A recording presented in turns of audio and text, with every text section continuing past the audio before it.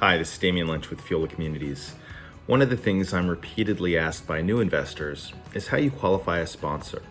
A lot of investors are recommended to us by prior investors who have a track record with us and have had success with us. However, in a world where anyone can create an online persona, a propped up resume, or claim to have more experience than they do with just a couple clicks on the web, it becomes tough to know how you can trust a sponsor.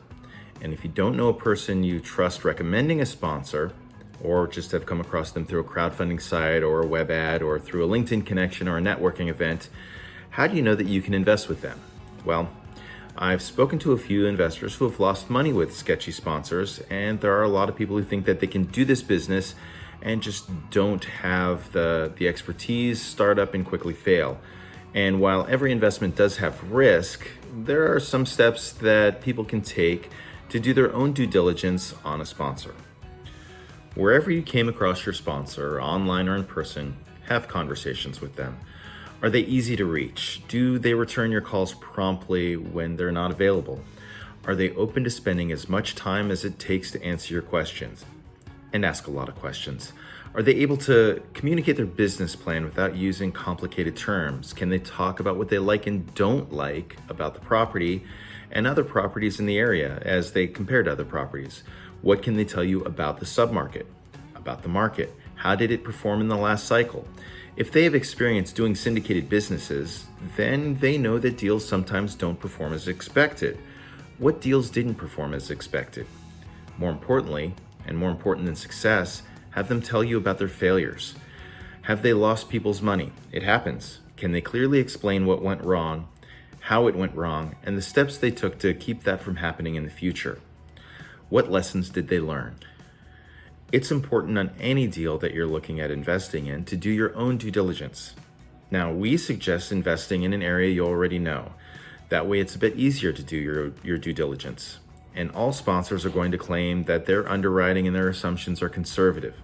It will be up to you to have them show you how it's conservative and follow up with your own research.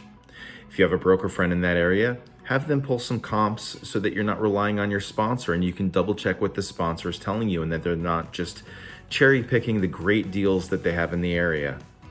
You can do your own rent survey of the area. If they're telling you that they can get $1,500 for a studio, you can actually look online. Go to apartments.com and check to see if they're being accurate.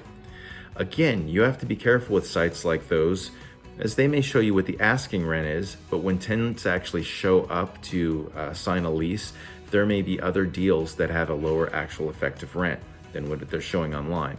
Your sponsor should be able to talk about all this as well.